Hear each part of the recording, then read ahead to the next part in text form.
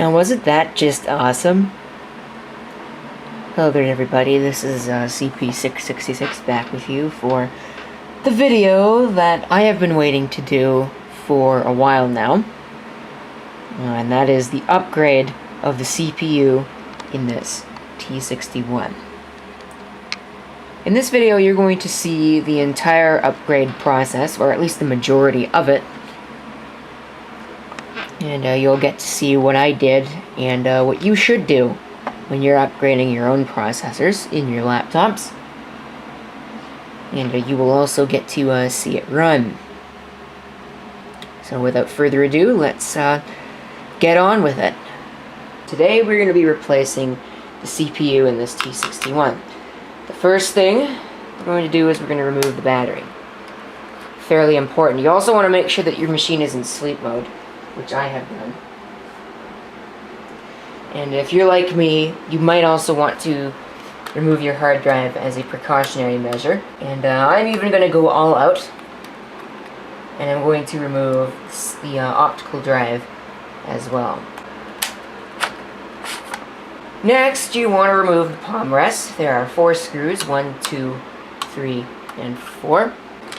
Flip it upside down, open it up, and you should be able to remove the palm rest. If you have a fingerprint reader, be careful. There's a ribbon cable that you also want to remove. Keyboard has one other screw, and that's this one. It's the same screw as the ones that you've just removed. And then you should just be able to pop your keyboard out, again, being careful of the ribbon cable that connects the keyboard. Next, you want to remove the keyboard bezel itself, which is on the underside. And there are 2 screws that you need to remove. There are 4 in a set here. The outer 2 are the ones that you need to remove. Again, these are the same screws as the ones that you just removed. There are also a couple more screws. There are 2 here, holding this baffle in place. And there's another one right here. You need to remove those. Those 3 are the same type of screw. Then this should just gently pop off. Do not force it, because that's a great way to break it. And then it should just simply slide out like that. Next, we have the speaker assemblies themselves. So you do need to remove the speakers. There's a screw here. Actually, there are 4 screws. There's 2 on each speaker. There's one here, here, and one here and here. There's also tape holding the speakers in right here and along this edge. These screws are the same ones that you pulled out in the last step. You want to be careful of this cable. You need to pull it out like so. It's also held in by a wire guide right here. So the cord that you need to remove is actually right here, just so you know. Which makes it a little bit more difficult to get to. The cable I removed was for the modem.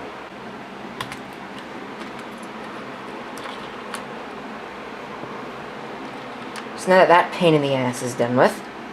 Next, what you have to get is the fan assembly here. Now this is the part with the most screws. There are, how many are there? There's 2 plastic guides, or 2 metal guides that need to be removed to begin with. These are the same screws that you've removed before, the silver-headed screws. So now with that removed, there's a screw right here. And then there are the 4 screws that secure it to the CPU itself. You want to make sure that you remove it in a cross pattern to provide even pressure on the CPU. Even though it's not necessary, I find that it does help. The connector right here goes to the fan. You want to make sure you remove that as well.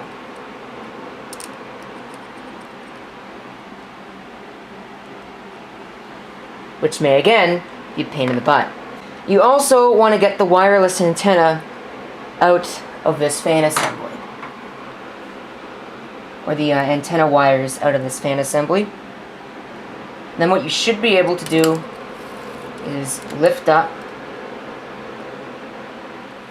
and pull out. Now, be warned, these are different screws than the ones that you pulled out before. These are another type of screw. Next, what you want to do is you want to clean off the thermal paste on the chipset, which we will do using isopropyl alcohol and a Q-tip. You can use toilet paper or whatever you want. I find that a Q-tip works best because it's smaller. You don't want to overfill on it either, because you do not want isopropyl alcohol inside the chip. What you might also want to do is take a cloth, put a little bit on, and then wipe the surface with it. That should get your surface a little bit cleaner. Next, what you need to do is remove the CPU. You can get a flathead screwdriver and undo the lock.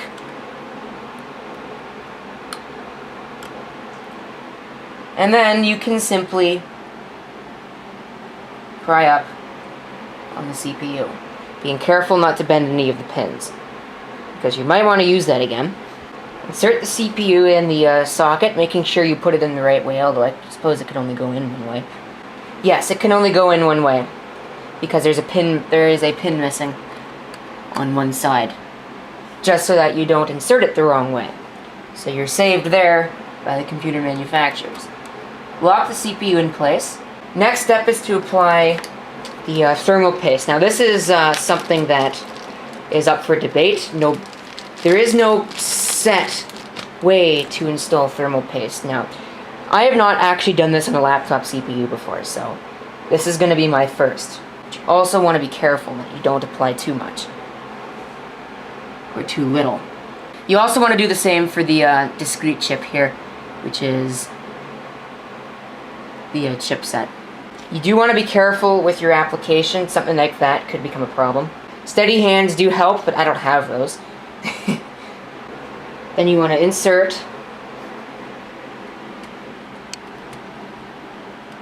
fan unit.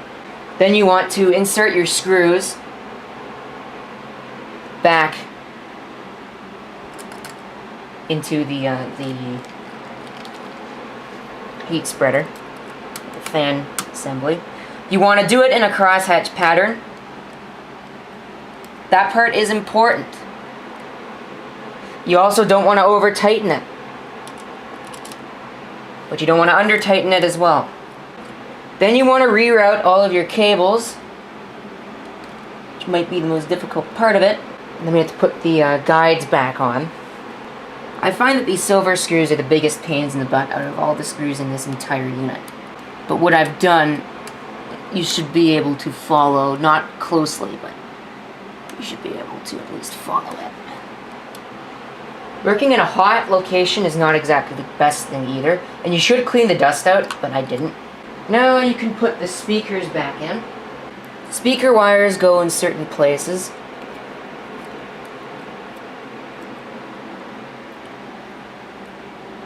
Next, you are going to be putting back in your keyboard bezel. Now ordinarily you would be taking extra precautions here. You would be using an anti-static mat and all that wonderful stuff. But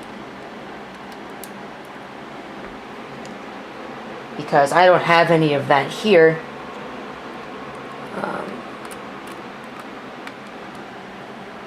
well, there you have it. I'm going to look into getting one, maybe acquiring a small one for a small sum of money, or for free if I can do that. So there's the keyboard bezel. How about the actual keyboard itself? Close it up, put the screws in. Wow, so it wants to go on without incident that time. What a piece of junk. Next part of it, we're going to put on palm rest assembly. Probably in the way of the camera. But then again, that's what you get for making me use a tripod, because tripods are terrible. Palm rest screws back in. Oh, we missed a screw. I forgot to put the wireless card back in. Damn it. So I have to take that keyboard out. Screw it. I'll put it back in after the video. I don't really care. I don't need it for a test. And besides, if this thing blows up, I don't want to blow the wireless card. And there we have it. And then the last thing that I'm going to do is put the battery in. And there you have it. There's your machine put back together, mostly. Alright, so with that back together, let's fire it up and hope that doesn't become a literal experience. Let's borrow a page out of UXW Bill's book. Smoke test! Oh wow, it seems to actually be working. I don't smell anything smoking.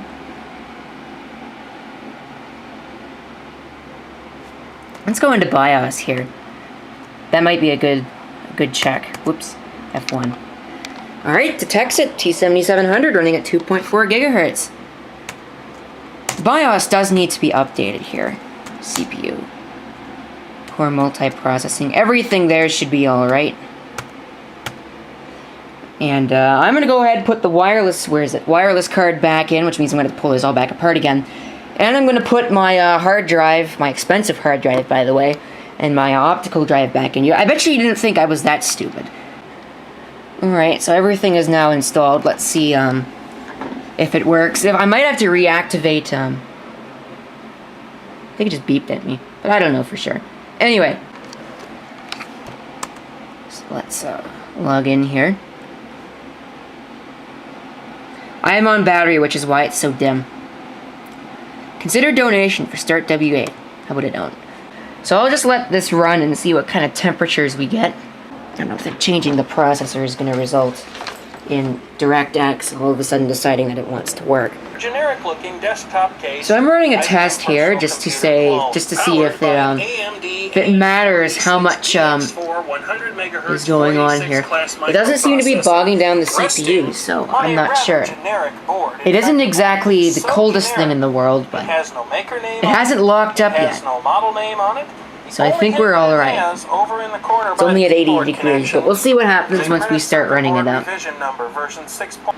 Alright, I overhauled the thermal paste installation because I think there was still enough on there, but I just put a little bit more to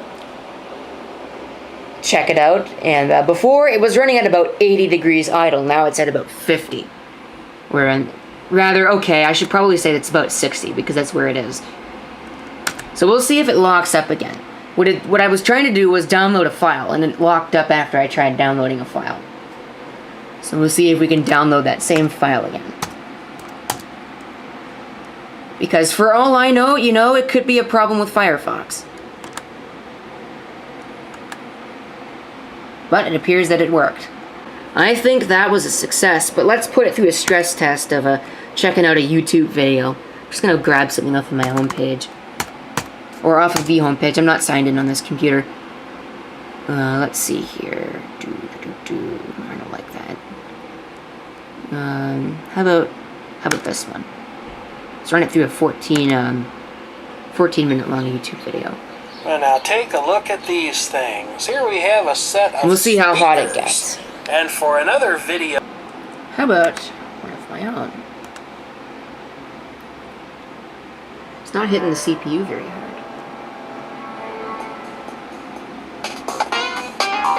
I like the stereo separation on this. It has more stereo separation than my thing over there. Anyway, as you can see, it's not really getting that hot. Anyway, that's not what this is about. It's about, this is what this is. It's about 76 degrees. It's gotten up to 82, and that's the highest that it's ever gotten to. But I would say that that's a pretty good test. It's going along pretty well. It seems to be working exactly the way it should be. You know what I just realized? I should check something. I'm going to have to rerun the Windows benchmarks. Alright, there are the updated scores. Graphics got a 3.5, which is lower than what it got before, but whatever. Processors are now 5.8. RAM is now 4.8. Gaming graphics is still at 3.6 because that wasn't assessed for whatever reason. And the primary hard drive got a 5.7. So there you have that. As of this moment, it is running at about 80 degrees at idle. It's been powered on for a very, very long while. So, the fact that it's running at around 80 degrees now is not all that surprising, considering it was doing stuff, and it is running a program. And there you see the minimums and the maximums. That, I think, is pretty good. It's a lot better than it used to be with the old processor and old thermal grease. So there you have it. Thank you for watching. If you have any comments, feel free to leave them down below. And this is CP666 signing off. I hope to see you for the hopefully next 800 videos. Till then.